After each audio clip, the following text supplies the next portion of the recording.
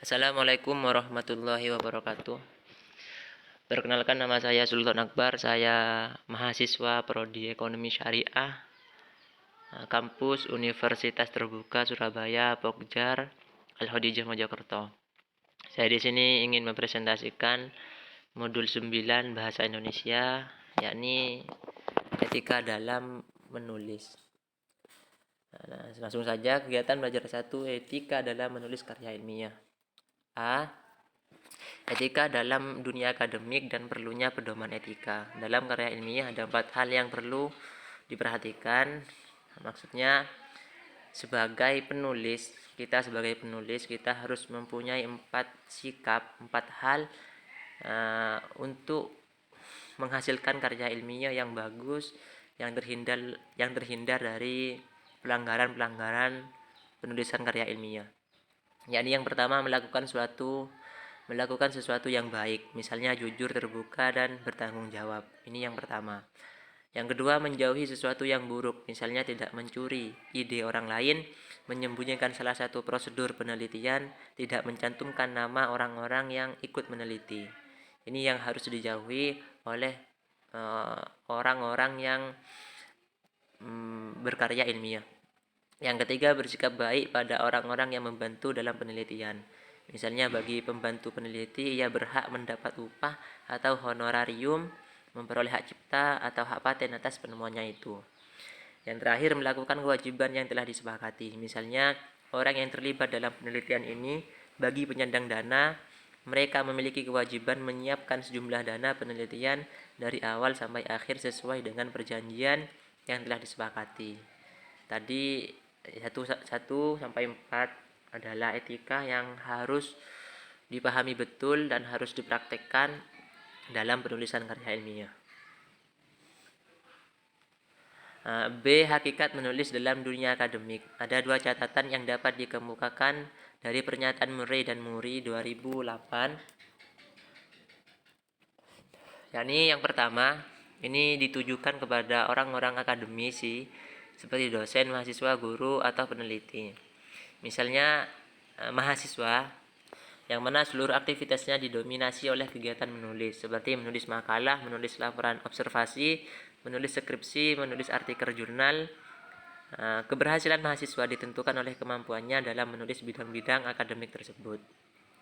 Yang kedua, pernyataan ini ditujukan kepada orang-orang yang non-akademisi. Sebuah tulisan sering mendatangkan sinisme dari orang lain karena proses yang mungkin saja dilakukan dengan baik, tidak jujur, dan tidak terus terang kepada sumber atau informan, membuat perasaan tidak nyaman kepada orang banyak. Seorang akademisi akan dihargai apabila mengedepankan perilaku-perilaku etis seperti berintegritas akademik, transparan, jujur, dan lurus hati, setia, dan bertanggung jawab. Ini catatan untuk seorang akademisi agar dia dihargai oleh orang lain. C. Standar etika dalam menulis karya ilmiah. Pertama, mahasiswa dan peneliti harus tahu betapa seriusnya plagiarisme yang dirasakan di kalangan akademisi dan betapa beratnya sanksi tersebut. Termasuk plagiarisme adalah mencuri ide orang lain ataupun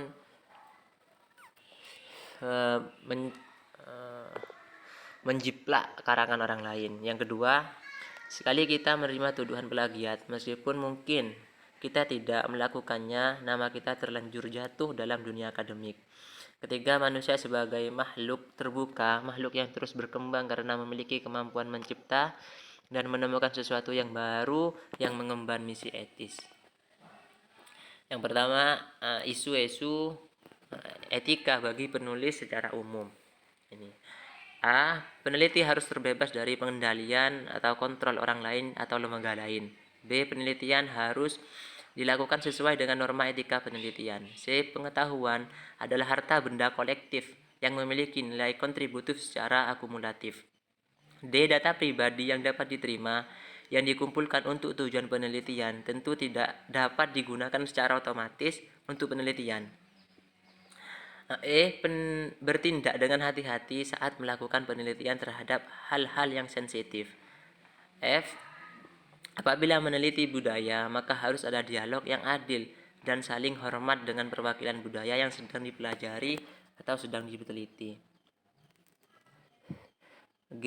Yang terakhir, penelitian harus menghormati kebutuhan untuk melestarikan semua jenis monumen atau sisa-sisa dari monumen budaya. Ini yang ya, harus diketahui etika bagi penelitian secara umum. A sampai G. Yang kedua, isu etika bagi peneliti utama. Yang pertama adalah patuh pada norma yang disepakati. Yang kedua, tidak melakukan plagiat. Yang ketiga, hormat terhadap martabat manusia dalam kurung kebebasan individu.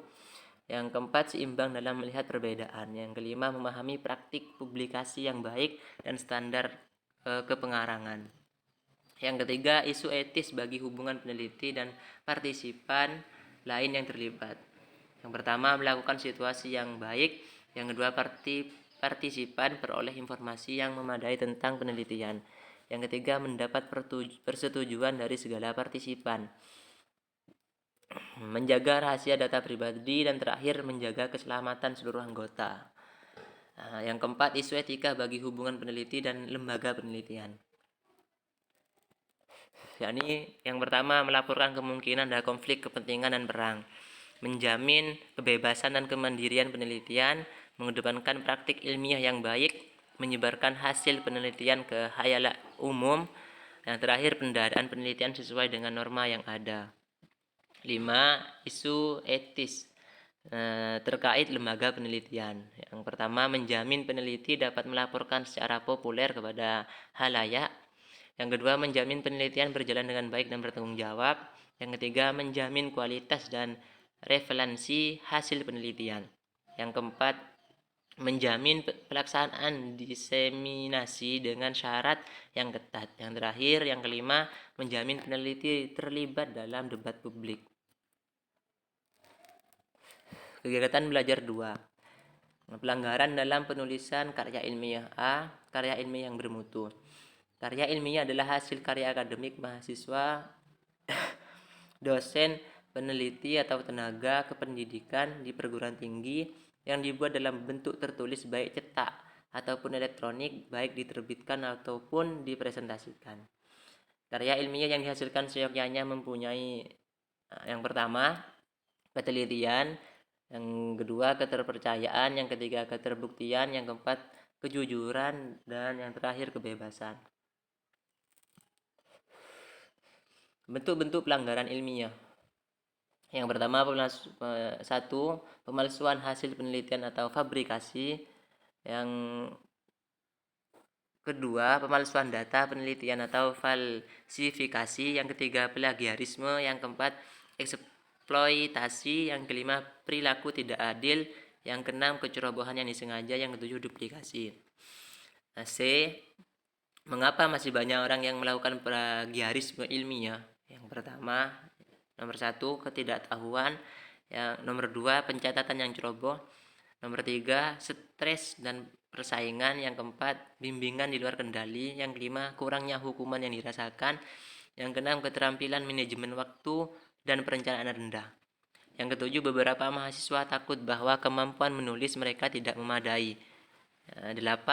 Tidak percaya bahwa profesor atau asesor benar-benar membaca makalah penelitian. Yang 9. Beberapa mahasiswa menyukai sensasi melanggar aturan. Yang terakhir, pendidikan sebelumnya berselisih dengan standar universitas.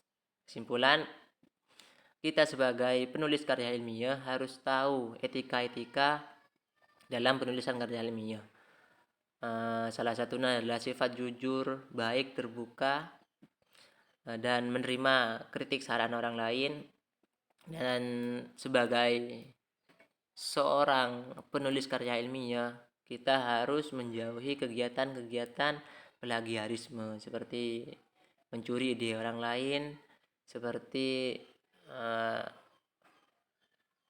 mengambil pendapat orang lain tanpa menuliskan referensinya.